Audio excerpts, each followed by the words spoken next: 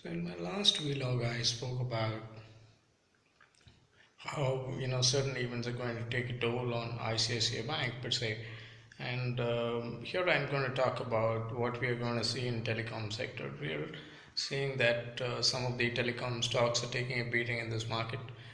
Even when the market rose, the telecom stocks are not participating in this rising market.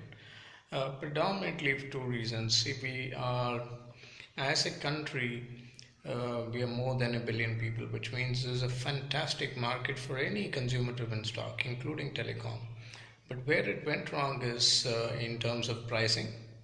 Um, we are one of the lowest priced markets as telecom is concerned.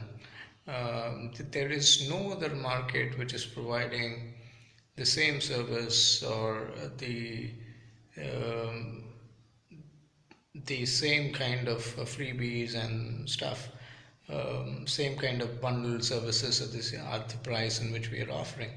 So that's an interesting proposition. This is mainly a volume game which is triggered by the launch of Jio.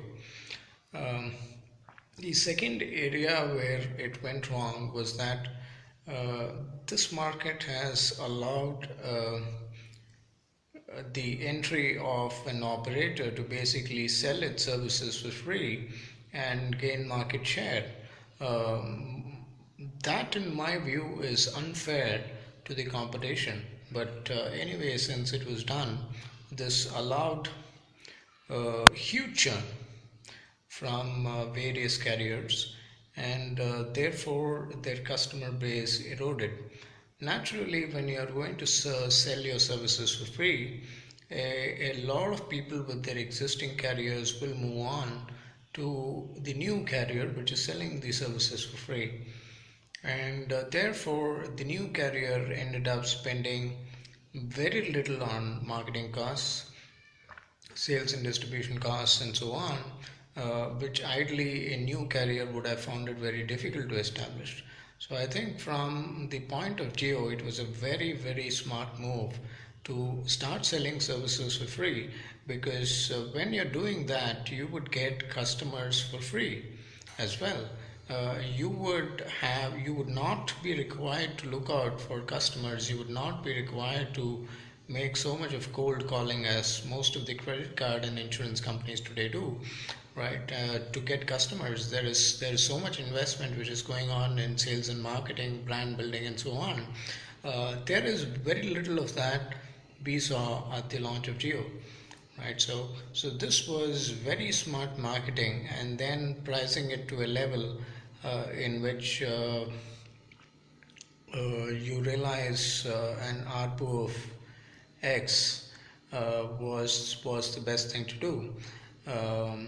So what this has resulted is the competition is today in the mode of survival. I think things are stabilizing as far as telecom market is concerned, but we are still not in a region where telecom stocks would be anywhere closer to fancy, because gone are the days when you had the top 4 or top 5 telecom players having strong markets in their own places, right? So today you find the top two surviving to retain its place more or less, and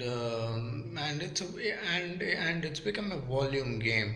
It's become a very smart volume game, which is not resulting in a lot of money coming in and profits are eroding, and therefore telecom is a clear avoid from my standpoint. Um, um, if you have telecom stocks currently in your portfolio, it is better to switch to other consumption driven stocks, and there are a lot of other consumption driven stocks which are which are taking the fancy of investors. In a falling market like this, it's better to go in for FMCG, which is the best bet in any falling market. um, so so Godrej Consumer, Emami, and Dabur would be my top bets in FMCG. So anywhere close to Emami closer at 1050 would be a good buy. Dabur closer to 315 would be a good buy. And Godrej consumer anywhere close to 1050 would be a good buy. So these levels are more or less in the range of -5% from the current levels, which we should be able to see in the next 2 weeks. Thank you.